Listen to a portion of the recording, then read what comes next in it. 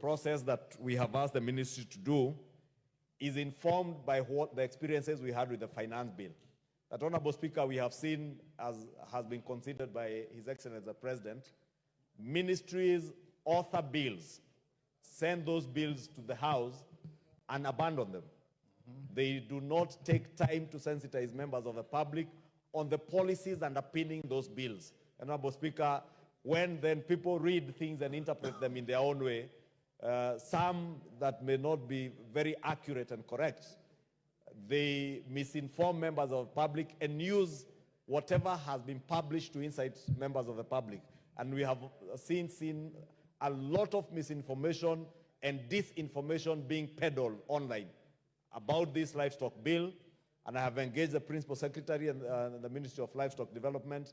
They have clarified a number of things, but we are asked them to engage all the stakeholders, even those who have been spreading the falsehood and misinformation online, so that they get to understand the policies underpinning the publication of that bill before it comes to us for consideration, so that our ministries, before they get bills being considered by the House, they will have engaged with stakeholders, they will have made it known to members of the public what policies underpin the bills that are being published and being brought to this House, Honorable Speaker, so that Parliament does not bear the brunt of all the things that are being brought, and the owners of those particular bills are not explaining to the public what is it that they want to achieve.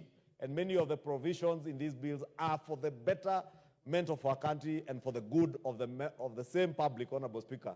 But when the public get misinformed and disinformed, they then get to demonize Parliament and imagine that Parliament comes up with all these bills, Honorable Speaker. And therefore, we want the ministries, in line with what the President has said, that they must take ownership of even communication within their own state departments.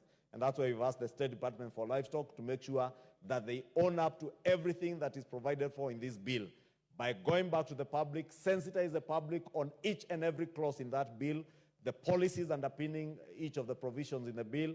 Then they send it back to us in whatever form they will send it back to us for further consideration by the House, including the public participation, Honorable Speaker, that we normally do as a House.